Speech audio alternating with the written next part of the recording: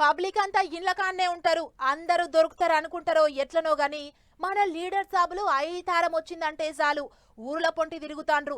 అందరికి ఐతారం సెలవు దినమైతే మన లీడర్ సాబులకు మాత్రం ఐతారమే అసలు పందినం లెక్క మారింది. ఇప్పుడు నెరి మంత్రులైతే జిల్లాల టూర్లకు అందరూ జట్టు కట్టుకొని మరి పోతుండ్రు, కలిసికట్టుగా రిబ్బన్లు కత్తిరిస్తుండ్రు. ఇగో ఈసారి ఎక్కడికి పోయినరో చూడుర్రి.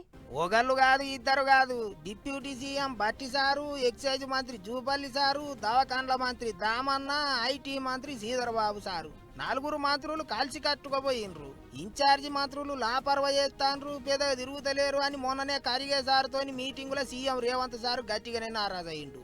అందుకే కావచ్చు మంచిర్యాల జిల్లా టూరుకు ఒక్కటేసారి నలుగురు మంత్రులు పోయిండ్రు. లక్షెట్టిపేటల కొత్తగా కట్టిన 30 మంచాల దవాఖానకు రిబ్బెన కత్తరిచ్చిండ్రు.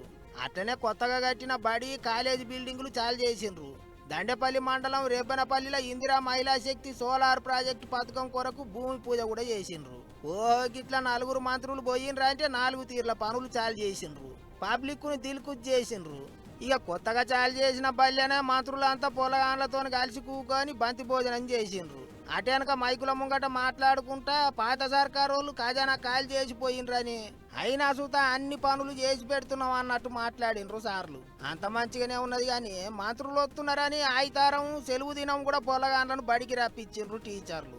ఇంకో దిక్కు మంచిర్యాల జిల్లా టూరుకే ఇంకో మంత్రి వివేక్ సార్ కూడా పోవాలన్నట గాని మొన్న మంత్రి పదవులు పంచుకునే కాడ ఎమ్మెల్యే ప్రేమసాగర్ రావుతోని పడరాకుండా అయిందట.